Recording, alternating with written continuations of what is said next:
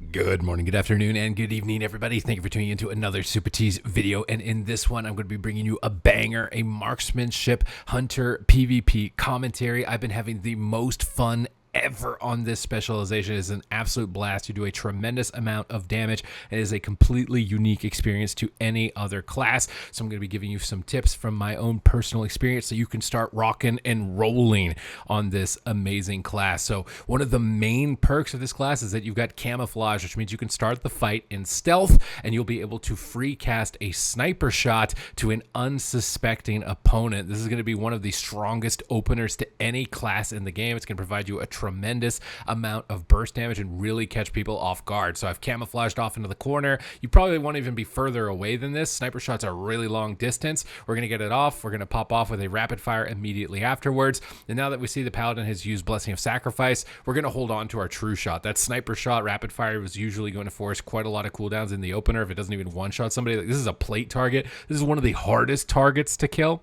As we get gripped in, we're going to use Master's Call on ourselves and our Aspect of the Cheetah together. I like combining the freedom with the sprint effect. It's similar to what disengage will do, and you usually want to be separating those two and just keeping your distance. Now I'm off in the corner. I'm just immediately going to be popping true shot, going for death chakrams at the same time into a rapid fire as I get gripped in towards the Death Knight. And my main focus is pumping damage. I haven't even moved to crowd control the paladin just yet. I see the barrier coming down from the priest, so I go for a stun onto the paladin and go for a long range freezing trap. This is a completely unique kind of crowd control experience that you're going to have on this class. No other class crowd controls like this with the aimed reticule. We're just bolstering up our defenses here in the barrier, not using our mobility, and always make sure that you're staying in defensives of your healer. I see this is a big mistake for a lot of other hunters. Or drop a tar trap when we disengage. This is going to root our enemies and allow us to get quite a bit of distance away. Then we're going to go for an explosive shot. We got to try and stop this repentance. Unfortunately, I think it was out of range of me at this time. But explosive shot, rapid fire is usually a pretty good combo to do just for regular damage in between your aim shots. If you're not able to stand still too long, like in this matchup, it's pretty tough to stand still for any prolonged period of time. One thing that I am not doing correctly here at this point in the match is that I have not used my scatter shot yet. And you want to be using scatter shot onto the DPS that you're not attacking. I think one of the main reasons I haven't used it yet is that they're stacked up and Windwalker monks cleave a lot. Here my target is stunned, so I really want to try and make sure I'm getting an aim shot off in this situation.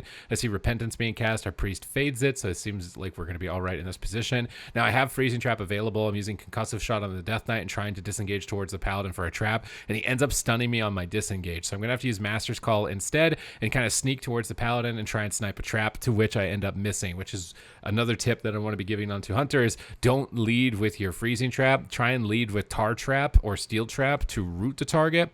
If you end up missing your trap, you can use scatter as compensation crowd control. So I use scatter here, and then I go for death chakrams, and I go for a salvo volley. Salvo volley is one of your big burst windows. It's going to help you out against plate classes because it's going to give you explosive shot, and that's going to do magic damage. So I do a salvo volley, and that explosive shot goes off. I reapply another explosive shot just right there after. So on my off target for the rep paladin, I could be using my steel traps. I see him in capped, so this is a great time to shoot a root trap onto the ret out of the in cap. We get gripped away from the priest, so we're just going to kite off into the corner and try and keep our distance. We get gripped back into the fight. We're going to rapid fire and move away as soon as possible. We get sacrificed from the holy paladin, just trying to keep my distance, trying to prevent at least both of them from connecting to me for as long as possible. Now that they're not, I can sneak in an aim shot here, try and pump that into an empowered arcane shot, but we're getting kind of low. When you're dealing like 30% health, it's probably a good idea to use Aspect of the Turtle. While we're in Turtle, this is a great time to try and sneak away for crowd control. So I'm going to jump towards the paladin, use my pet stun, and then try and go for a freezing trap.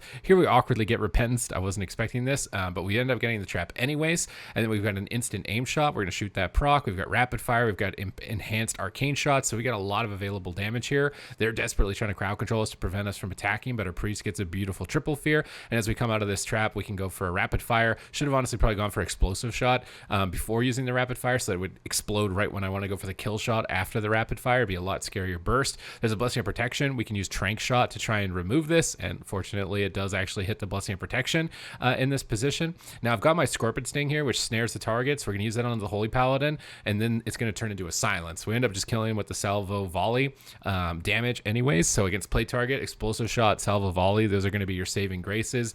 Opener with sniper shots really good. It's tough to get it off against that type of melee cleave, and that's going to be your hardest situation, which is why I really wanted to include it in this video. I have other situations that are really easy, like mage, which will look like a cakewalk in comparison to this situation, which is going to be your most difficult. Main focus, again, at least for my own personal improvements, would be scatter shot the off target more, steel trap the off target. Scatter steel trap is a really good combo. Use your tar trap with your disengage against melee, so they both get rooted as you start jumping away, sprinting backwards, and try and stagger your cheetah and master's call a little bit of a gap between that with your disengage, so you have multiple escapes, because your mobility is pretty limited.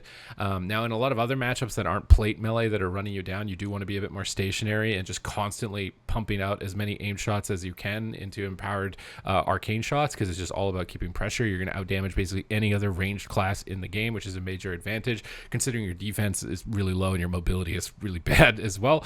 You got to be pumping out some big numbers. So game is going to start here again. So we're going to go into camouflage. I really like this tactical opener. It's super fun to just kind of wait and see where's somebody going to go and who you're going to go for this kind of one shot in the opener. We'll just drop down a flare. There's not a real reason to use a flare, but sniper shot, I could honestly again be further back in the corner here, so I'd be out of range of getting crowd controlled. I would pop our true shot, death shock him in the opener and try and catch him off guard. Explosive shot into rapid fire, and this explosive shot's going to explode right at the end of the rapid fire. If we proc any kill shots or instant aim shots, it's going to combo together for a huge amount of burst. We end up getting disarmed, and I trinket it, which is really reckless. I would not necessarily recommend doing this. As we get stunned up, we're going to use Roar of Sacrifice. We also have Survival of the Fittest, so I like comboing those defensives together against the opening damage of basically anyone that's attacking me. This is going to make so enemies can't crit me, and I'm taking reduced damage. We're going to disengage away and use rapid fire while we're on the move. We use Feign Death on the Fists of Fury, and this is where we could drop it. We already dropped a tar trap.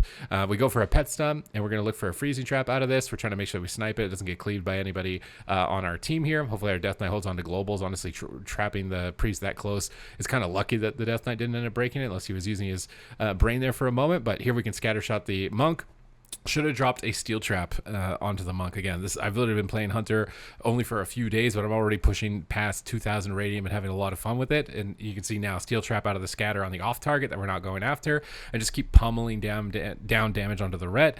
We can possibly get an aim shot here, but we're going to focus more on explosive shot as he is a plate target. Keep cutting away, just random trank shots in between, trying to hit those power word shields and remove them when you're on the go and you're not able to cast too many aim shots. Here, it's only one person attacking me, so I'm going to kind of post up, get a couple of aim shots off, get a couple of arcane shots off. This is where I'm going to be able to get a lot of pressure, is when there's only one melee, because they've given up and gotten frustrated with you kiting them. That should be your main focus. Now, I would say your trank shots are likely going to be best saved for Blessing of Freedoms, Blessing of Protection. Removing a freedom and kiting away from a ret is really good. Here, I should have been in position to land a trap on the priest out of my ally stun. I was focused really defensively, but getting a freezing trap there could have easily been a trinket or a divine shield. So paying attention to your ally's crowd control to chain into your freezing trap is going to be super critical to success. But I'm just pumping numbers. They're not on me anymore, and when they're not on me, it's just time to free cast and just keep going aim shots into all of your empowered arcane shots, and use rapid fire whenever it's available, kill shot whenever in kill shot range as a main priority. We immediately get divine shield. They're probably regretting getting off of me. We're going to rapid fire here onto the Windwalker monk, try and pull him away from my paladin. You don't want to kite melee DPS on top of your healer. We scatter shot the monk here. Should have dropped a steel trap, didn't do it. We go for a fake or steel trap on the priest to fake him to death. Now that we fake shot word death, we'll drop a real freezing trap, and that's the real combo you want to be doing. Is using a steel trap or a tar trap, bait death, bait fade with that. They'll get rooted, and then you can land your freezing trap basically guaranteed. Here we're stunned, so we're trying to use Roar of Sacrifice. Our pet is also stunned and not able to. Probably one of the main downfalls of Hunter defensive cooldowns is that if your pet gets AoE stunned, you can't even activate your very minor defensive cooldown. But anytime you're locked in place, you want to be trying to aim to get Roar of Sacrifice onto yourself or onto your allies if they happen to be getting trained a lot. Now we're good at distance. We can go for a sniper shot here and try and really just power down the target. And you can see people are afraid of sniper shot. This guy immediately pain suppression the red. I didn't even finish casting the spell, and we already forced a major defensive. So we're just going to kite away from the freedoms. Should have honestly tried to trank shot off. I think as I get disarmed here, I do. So trank shot the freedom off of the ret. We can drop a tar trap or a steel trap, try and get them rooted up, get them crowd controlled. I've got my pet stun, so we immediately want to go for a pet stun into freezing trap. We've already forced a lot of defensive cooldowns. We've got our salvo, we've got our volley, we've got our death chakram, so we're going to get death chakram into explosive shot. If we get some distance here, we can also aim shot into arcane. This can be massive burst, and we could salvo volley right as his shield wall ends, and that's going to do a lot of damage through the plate armor. So here's the salvo into volley. He ends up blessing protection yet. We try and purge it off with trank shot. Did we get lucky on this? I don't think we got lucky on the bop, and they have serenity up, so this is a very scary moment in the game. We use a scorpion sting onto the priest, and we end up getting feared for a moment. It's not gonna be a big deal. Scorpion sting is going to silence the priest in a moment, and even in a 2-second silence as a marksmanship hunter against a lot of these compositions, you can just completely KO somebody. We're going to scatter the windwalker just for a global. And he ends up trinketing it, even though it ended up breaking to damage. Definitely don't want to be trinketing that. You should be waiting to see if it ends up breaking first. Here we see a Hodge onto our Paladin. So we're trying to kite away. We're trying to use Steel Trap. We're trying to root DPS, but we're going to use Aspect of the Turtle. We're getting that 30% health range. With Aspect of the Turtle, we can snipe a freezing trap. I see the priest being really stationary. That's a super risky trap. Would not necessarily recommend doing that, but we got Blessing of Protection now. We can free cast. So we should just pop True Shot here in a moment, get Explosive Shot, and just absolutely KO this rat with the protection of the Blessing of Protection. Explosive Shot, True Shot, Rapid Fire into kill shot range, and I think we almost kill him through pain suppression with how much damage that this combo can actually do. We've got our Blessing of Freedom coming up. We go for a sniper shot. We get disarmed on it. Disarm's going to be your main bane.